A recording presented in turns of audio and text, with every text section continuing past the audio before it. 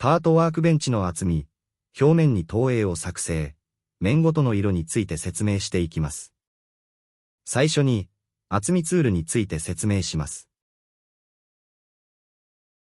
この立方体を選択すると、厚みツールが有効となります。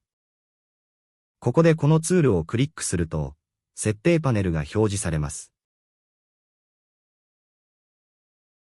最初に対象となる面を選択します。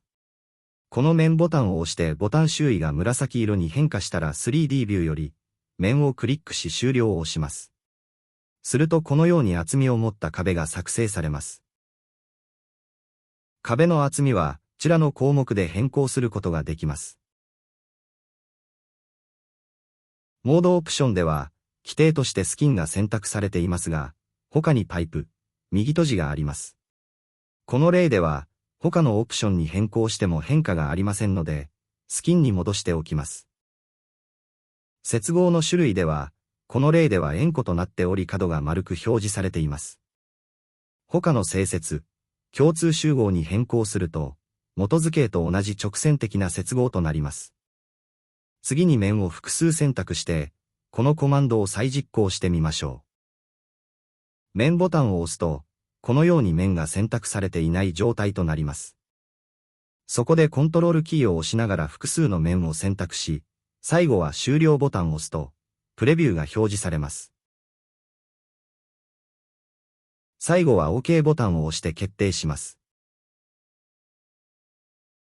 それでは次に、表面に投射を作成ツールについて説明します。こちらの六角形をこの面に投射してみましょう。最初に表面に投射を作成ボタンをクリックします。設定パネルが表示されたら、投射する方向を決めます。ビューを投射方向に切り替えます。そして、現在のカメラ方向を取得するボタンを押します。すると、この場合 Y 軸に位置が設定されます。この状態で、斜め横から見たビューに変更します。そして投射面を選択ボタンを押し、3D ビューより面を選択します。次に、この六角形を投射していきます。ワイヤーを追加ボタンを押して 3D ビューより六角形を選択します。そして、高さを変更すると、このように六角形の形状が投射されました。この場合、六角形は面ではないので、このパラメーターを変えても押し出しは行われません。これで OK を押して決定します。するとこのように六角形のワイヤー形状は、立方体の面に投射されました。それでは元に戻し、面を投射してみましょう。六角形のスケッチを選択しフェイスに変換します。それでは表面に投射を作成ボタンをクリックします。次にビューを投射方向に向け、現在のカメラ方向を取得するボタンをクリックしましょう。そして、ビューを等角投影に変更します。視点が変更できたら投影面を選択ボタンを押して、3D ビューより投射面をクリックします。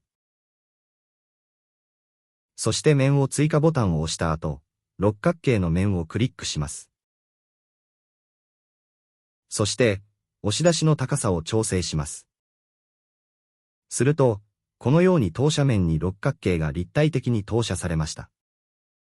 この状態で OK を押して決定します。次は、文字を投射してみましょう。こちらの文字は、ドラフトワークベンチで作成しました。ドラフトワークベンチに切り替えて、こちらのテキストからシェイプへツールを使って文字を書きます。文字のシェイプを作成したら投射面に対して少し離れた位置に移動します。そしてパートワークベンチに移動し、投射を行います。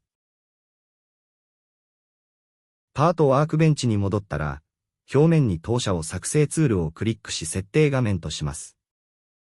そして、ビューを上から見た視点に変更し、現在のカメラ方向を取得するボタンを押します。ビューを等角投影に戻しておきましょう。次に投射面を選択します。次は、この文字列を投射していきます。そして、画面を拡大して文字の面を選択しやすくしておきます。この状態で面を追加ボタンを押し文字の内側をクリックしていきます。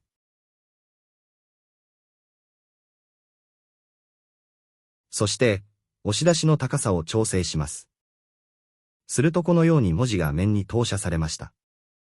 残りの文字も同じように操作していきましょう。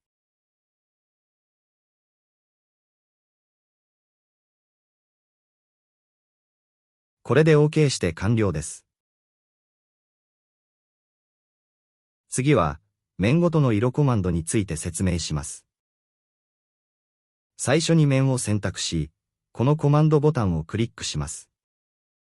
すると、このような設定画面が表示されます。こちらのリストには、いろいろな種類のプロファイルが用意されています。このプロファイルの内容を見るには、画面下のエディターを起動ボタンを押します。そして、右側の画面で外観を選択しプロファイルを選びます。すると設定された配色の状態を見ることが可能です。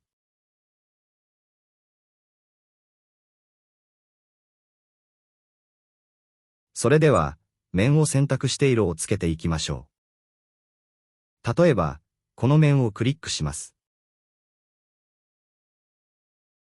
そして、リストより色プロファイルをクリックします。すると、このように指定した面に色がセットされます。複数の面もコントロールを押しながら選択すると同時に色を設定できます。今度はハードウッドプロファイルを選びます。このように、面ごとに色を変えて設定することができるのが、面ごとの色コマンドです。